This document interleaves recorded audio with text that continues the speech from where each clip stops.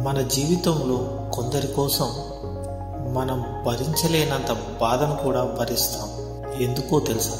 బాధ కన్నా వారితో బంధం ముఖ్యమని. కానీ వారికి ఆ విషయం ఎప్పటికీ అర్థం కాదు. ఎక్కువగా ఎవరిని నమ్మకు, మోసపోతాం. ఎవరి కోసం ఎక్కువగా ఆలోచించకు, ఆలుసైపోతాం. ఎక్కువగా విలువ ఇవ్వకు, గౌరవాన్ని కోల్పోతాం. ఎవరిని ప్రశ్నించకు, శత్రువైపోతాం. ముందుగా నా వాళ్ళు అని ఆలోచించడం తగ్గించు. ఎవరి నుంచి ఏమీ ఆశించకు. జీవితం బాగుంటుంది.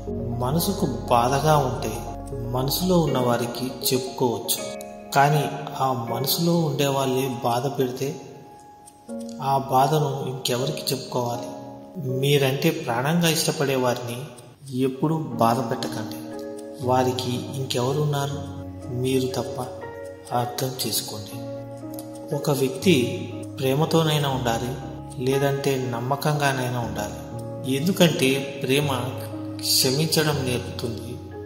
నమ్మకం మన కోసం ఏదైనా చేసేటట్టు చేస్తుంది.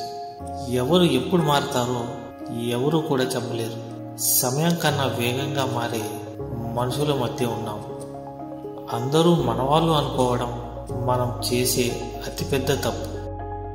ఎవరు ఎప్పుడు ఎలా ఉంటారో ఎవరికీ తెలియదు. ఇదే ఇప్పుడు లోకం యొక్క తీరు. కెరటాలు కాళ్ళ దగ్గరకు వచ్చాయని సముద్రాన్ని చులకనగా చూడటం ఎంత తప్పు.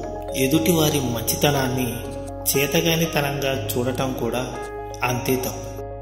అందరిలో ఉన్నప్పుడు చూపుని, నలుగురిలో ఉన్నప్పుడు మాటను, ఒంటరిగా ఉన్నప్పుడు ఆలోచనలను కాపాడుకోగలిగితే నిన్ను మించిన వివేకి మరొకరుండరు.